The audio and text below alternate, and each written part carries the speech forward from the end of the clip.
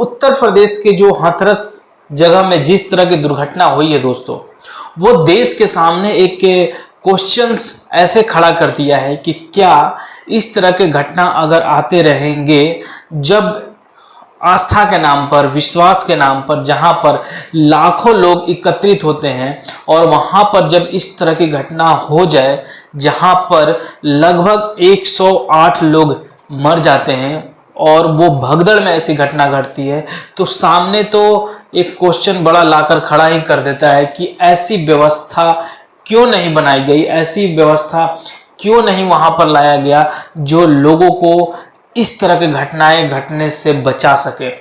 दोस्तों, हम जो बात कर रहे हैं वो हाथरस की बात चल रही है, लगातार 2 दिन 3 दिन से ट्रेंडिंग में है और इसके पीछे का रीजन यही है दोस्तों कि लगभग 108-10 लोग इसमें मर गए और इतनी दर्दनाक जो वीडियो वायरल हुई है दोस्तों, इसमें सबसे ज़्यादा जो मरने वालों की संख्या वो महिलाएं की हैं और उन महिलाओं की जो एज है, आप देखेंगे उस वीडियो में तो दिल दहल जाता है दोस्तों कि एक ऐसी लाशें पड़ी हुई है, सिर्फ लाशें पड़ी हुई है, किसी का हाथ इधर, किसी का सर इधर, किसी का पैर इधर।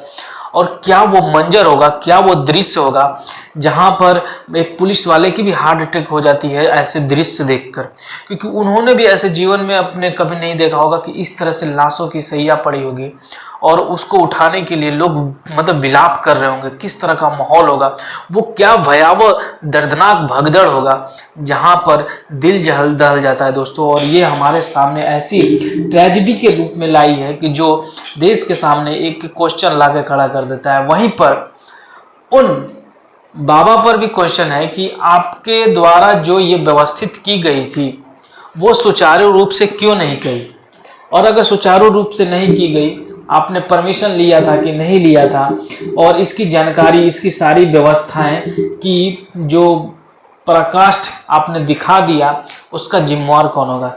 वैसे सरकार बोलती है कि हम 2 लाख रुपए देने के लिए तैयार हैं। अब आप बताइए, उनकी जान चली गई, उनके परिवार, उनके बच्चे, उनसे जुड़े हुए हर एक परिवार पर क्या गुजर रहा होगा।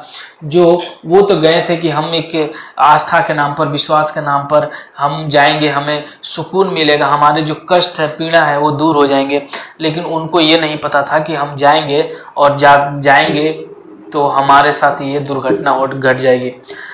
हजारों लाखों के लोग भीड़ में वहां पर लोग जाते हैं और फिर ऐसी घटनाएं घट जाती है दोस्त, जो सोचने पर मजबूर कर देती है कि किस तरह की ऐसी सिचुएशन बन गई। और ये इसके सिचुएशन बनने के पीछे वो क्या मंजर रहा होगा कि बस लोग देखने के प्रति, बाबा जो है सूरजपाल सिंह उनका नाम है, उनको देखने के लिए लोग, उनके चरण स्पर्श करने के लिए, जहाँ से वो गुजरते हैं वहाँ के मिट्टी को लेकर, रज को लेकर लोग मानते हैं कि हम विभूदित हो गए, हम आनंदित हो गए, क्योंकि हमारे ऊपर बाबा की पैरों की धूल मिल गई और जो हमारे दुख पीड़ा को, दर्द को दूर कर देगा, ऐसी मान्यता है।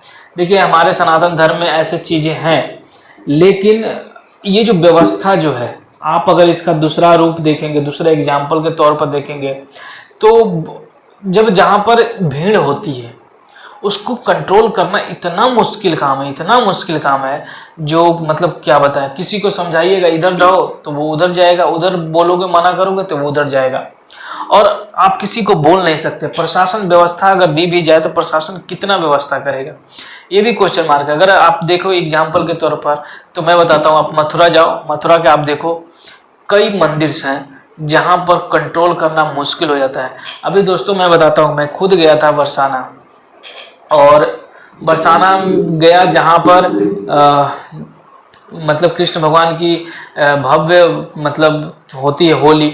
उसके बाद हम वृंदावन भी गए थे, गोकुल में।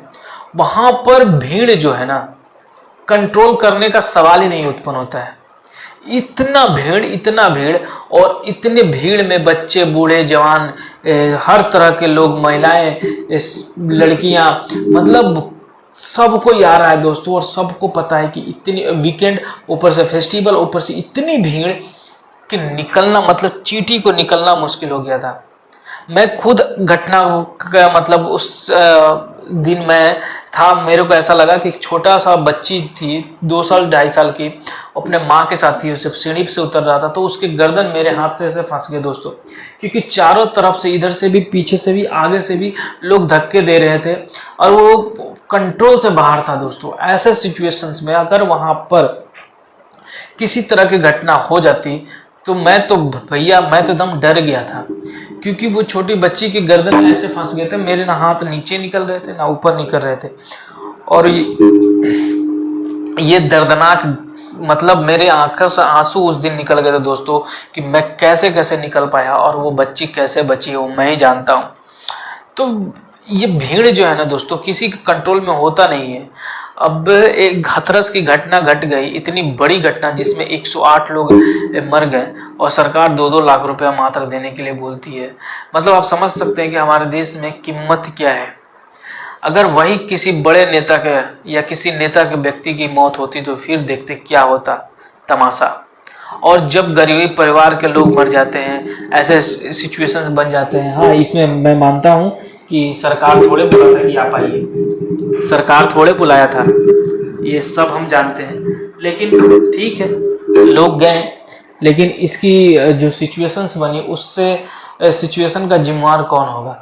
लेकिन अगर सरकार को भी चाहिए था कि इनको ज़्यादा मुआवजा के रूप में दे, ताकि इनके परिवार गुजर बसर कर सके, क्योंकि जो बाबा हैं वो मतलब साकार विश्वहरि के नाम से प्रसिद्ध हैं। उन्होंने अपना ही सेटअप करके रखे हैं, पहले वो फौज में थे, ऐसी जानकारी आई है। फिर उसके बाद उन्होंने आज से 17-18 साल पहले फ़ौज की नौकरी छोड़ दी। उसके बाद फिर उनको लगा कि मुझे आध्यात्मिक की ओर चलनी चाहिए, तो वो आध्यात्मिक की ओर चलने लगे। फिर उनको लगा कि वो बताते हैं कि हमें भगवान से साक्षात्कार हुआ। उसके बाद वो अनुयायी बन गए, लोगों को अनुयायी अपना भी बनाने लगे। धीरे धीरे ये चीज़ें फैलती गई और यूपी, फिर एमपी और भी कुछ राज्य हैं जहां पर ये धीरे धीरे इनकी वर्चस्व बढ़ने लगी, लोग इनकी बातों को मानने लगे। और जिस तरह से लोग इनको प्यार मोहब्बत देने लगे, लाखों की संख्या में इनके अनुयायी हो गए। फिर लाखों की संख्या में जब एक भी मतलब सभा होती थी तो वहाँ पर लोग पहुँचते थे। और ऐसा बताया जाता है कि ये पैसे नहीं लेते थे, कोई दान दक्षिणा की बात नहीं थी। ज़्यादा एसटी ओबीसी यही लोग आते थे। धीरे धीरे फिर और भी धर्म के लोग, मतलब कास्ट के लोग जुड़ने लगे और धीरे धीरे इनकी विख्यात बढ़ने लगे। लेकिन समय परिवर्तन होता है और इस तरह की घटना जब घट जाती है तो फिर वही बाबा को पुलिस तलाश करते हैं कि बाबा कहाँ भाग गए, और बाबा मिल नहीं रहे, उनका मोबाइल स्विच ऑफ आ रहा है। तो ऐसी मुश्किल जो सिचुएशंस आती है दोस्तों, वो बहुत ही विकट है, बहुत ही। वो मार्मिक जो वीडियो वायरल हुआ है, मतलब दर्दनाक, इतना दर्दनाक है कि क्या बोला जाए। अब इसका जिम्मेवार कौन लेगा? सरकार का एक पक्ष होगा, एक बाबा का पक्ष होगा और लोगों का भी पक्ष होगा, क्योंकि कहीं ना कहीं ये आस्था का विषय है। और इस आस्था के विषय में आप सोचिए कि जिसके परिवार के सदस्य चले गए, अब वो क्या सोचेंगे।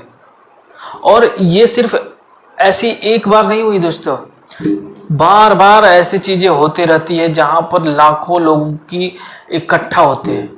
आप जब लाखों लोग इकट्ठा होते हैं, लोग कोई पोल पर चढ़ जाएगा, कोई कुछ पर चढ़ जाएगा, कुछ लोग अलग तरीके के हैं, कुछ अगर विकृतियां कर दिए तो भगदड़ मच गई, और भगदड़ मच गई तो क्या से क्या हो जाएगा। आए घटनाएं सिर्फ ये नया नहीं है, लेकिन अभी कई सालों में सबसे बड़ी घटना घटी है जहां पर ये इस तरह के हुए हैं कि जहां पर 108 लोग प्लस मर गए हैं। पता नहीं है कि क्या मंजर होगा। आप कमेंट सेक्शन में बताइए दोस्तों कि कितना % ये चीज़ें सही है, सरकार कैसे कंट्रोल करे इसको। सिर्फ इसको ही नहीं, मंदिरों को भी, जहाँ पर बहुत भीड़ होती है, बहुत भीड़ होती है, चिट्ठी भी पर मतलब नहीं मारता है, वहाँ से निकल नहीं सकता, इतनी भीड़ होती है, इतनी गर्मी है, उमस है। आपने हज का भी नाम सुना होगा कि वहाँ पर भी 550-600 लोग मर गए। तो आप तो इस मौसम में समझिए कि एक तो भीड़, ऊपर से गर्मी, ऊपर से पानी की प्रॉब्लम्स, और सफोकेटिंग जब होने लगा, भगदड़ हो गया। और गाड़ी जब स्पीड करके निकली तो लोग भगदड़ के कारण एक दूसरे पर चढ़ने लगे, चाहे वो बच्चा हो, गरीब हो, बूढ़ा हो, जवान हो, ये नहीं देखता है। और फिर उस दौरान जब वो एक बार गिर गया तो लाखों के भीड़ में कंट्रोल कैसे होगा। ये पूरी की पूरी कंट्रोल वाली बात है दोस्तों। और इसको समझना होगा कि हम भीड़ भाड़ से बचें, और कैसे बचे यही नहीं समझ में आता है।